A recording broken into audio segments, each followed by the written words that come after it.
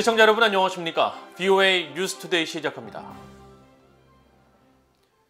북한의 핵과 미사일 위험 못지않은 사이버 위협에 대한 미국 정부와 의회의 우려가 계속되는 가운데 제이크 설리번 백악관 국가안보보좌관이 북한의 사이버 위협을 지적했습니다. 북한의 사이버 역량이 세계 곳곳에서 나타나고 있으며 러시아의 사이버 범죄자 등과도 협력하고 있다고 지적했습니다. 첫 소식 박형주 기자가 보도합니다. 제이크 설리번 백악관 국가안보보좌관은 22일 백악관에서 진행된 바이든 대통령의 유럽 방문 관련 브리핑에서 북한의 사이버 위협에 대한 질문을 받았습니다. 설리번 보좌관은 북한 해킹 조직이 러시아의 해킹 범죄 조직과 연계하고 있다는 최근 보고서 내용과 관련한 질문에 북한 해킹 조직이 러시아의 사이버 범죄 조직 등과 협력하고 있다고 밝혔습니다.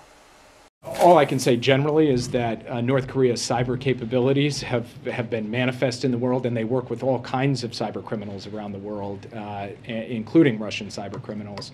I've got nothing further for you on that today.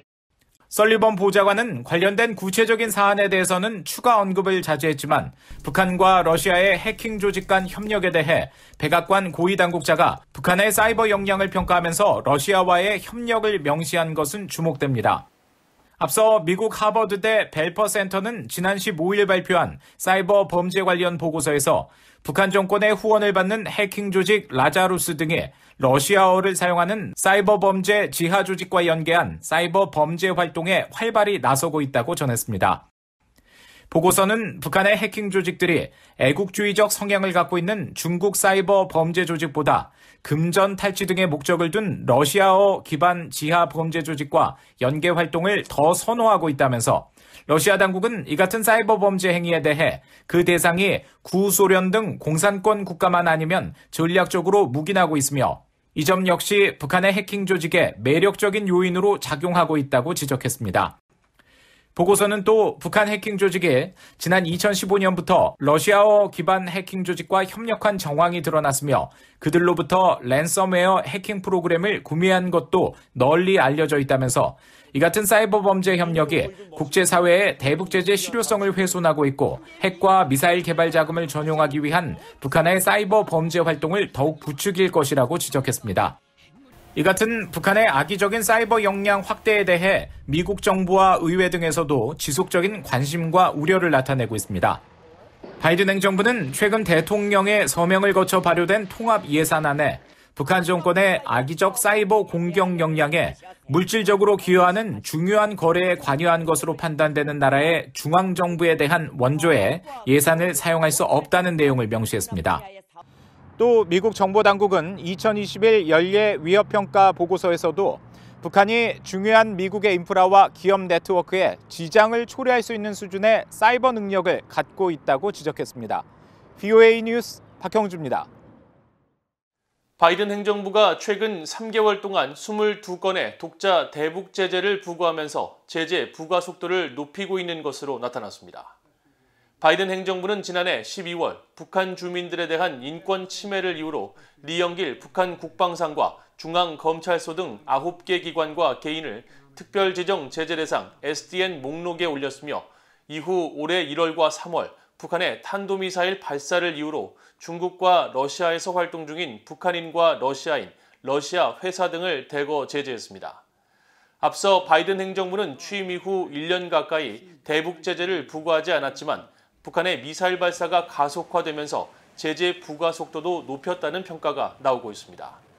트럼프 전 행정부는 북한의 핵과 미사일 실험이 가속화된 2017년과 2018년 미북 첫 정상회담이 열리기 이전 시점까지 200여 건의 제재를 부과하며 대북 제재 대상을 큰 폭으로 늘린 바 있지만 북한과의 대화가 시작된 이후 제재 부과 횟수와 대상이 눈에 띄게 줄었고 바이든 행정부도 같은 분위기를 이어가면서 미국의 독자 제재가 중단됐다는 지적을 받아왔습니다.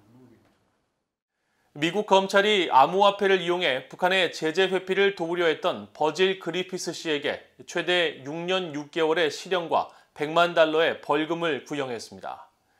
뉴욕 남부 연방검찰은 18일 미국 재판부에 제출해 최근 공개된 선고 제안서를 통해 그리피스 씨의 위법 행위의 심각성을 반영하고 법에 대한 존중을 촉진하며 다른 이들이 비슷한 방식으로 국가 안보를 위태롭게 하고 불안정하고 폭력적인 정권을 돕는 것을 막기 위해 63개월에서 78개월 범인의 형량을 구형한다고 밝혔습니다.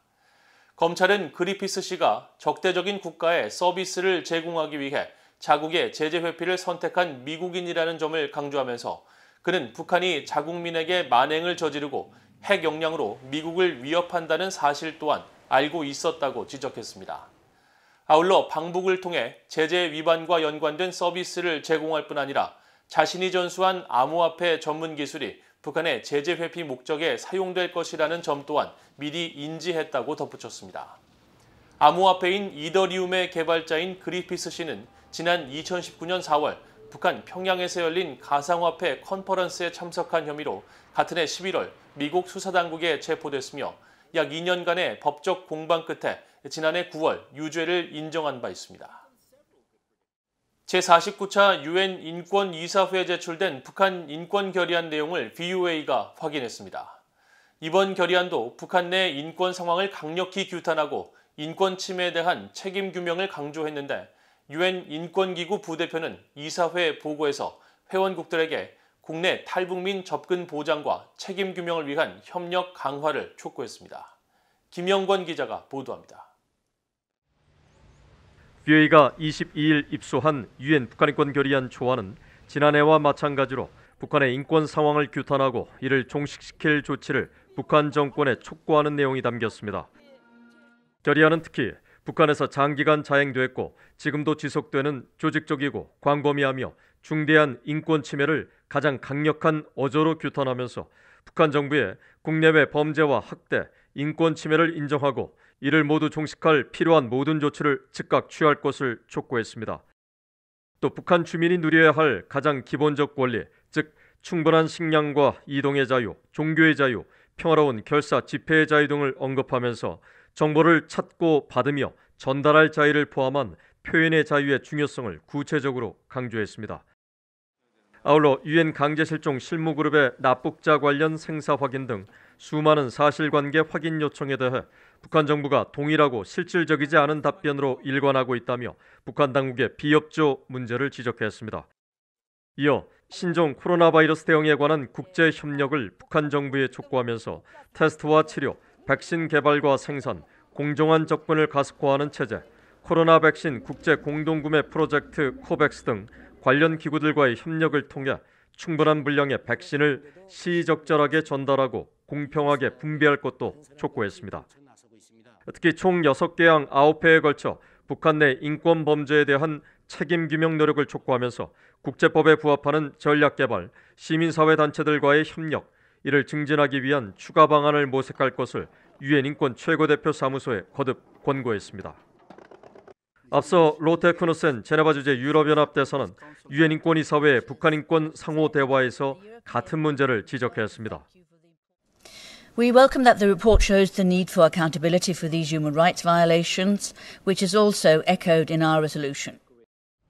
일세 프란스 캐리스 UN 인권 최고대표 사무소 부대표 역시 21일 보고에서 북한의 인권 침해 가해자들에 대한 책임 규명 노력을 지속하고 있다고 강조했습니다.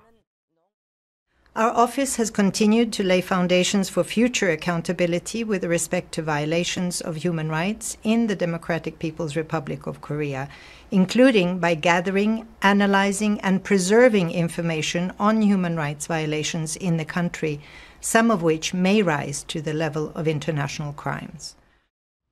이런 가운데 제네바 주재 유럽연합 관계자는 20일 VOA에 결의안 초안을 UN 인권이사회에 제출한 뒤 현재 협의 과정에 있다며 곧 공동제안국을 포함한 결의안이 공식 공개될 것이라고 말했습니다.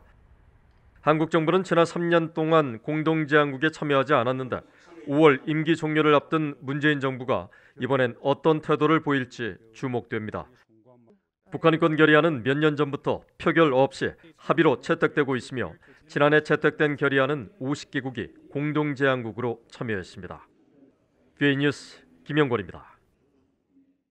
중국이 지난해 공식적으로 북한에 반입한 정제유는 약 9만 1,900배럴로 유엔 안보리가 허용한 연간 상한선 50만 배럴의 18% 수준에 머문 것으로 나타났습니다.